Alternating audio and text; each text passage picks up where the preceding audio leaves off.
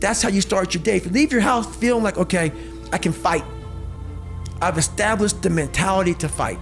And all that comes from working out. It's not just from, you can't find that in the office. We all have different things in our life that have scarred us.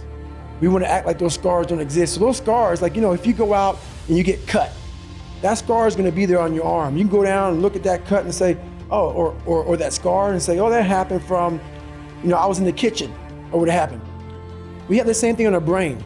I have all these scars on my brain from growing up, from, suffering through life, from having a learning disability, from stuttering, from having just a really bad childhood. And so all those memories, I had to cut open that scar and go into it. And that was a hard process for me to do. Not only was that a hard process for me to do, for me to have the courage to share that with people, because I'm the so-called toughest man on the planet. So they think.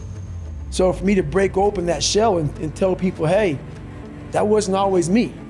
It's hard to do, it's hard to do. So it was a tough process.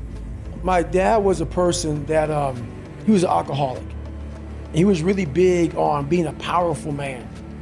And he had two different sides to him. He had a side that once we left our house, so our house was the dungeon. No one knew anything about about the inside of that house. The inside of that house was horrible. It was evil. Like the evil monster came out to play. But once he left that house, he was the nicest person on the planet. Hurdle, I'm always gonna live on a surface level until I go deep, deep into the sewer of my mind to figure out and face all of these different demons. The only way we can go forward is to go all the way back. And that's very scary to do for everybody. Yeah. But the only way you're gonna fix yourself is to go all the way back to the beginning, to your childhood, because that's where everything starts.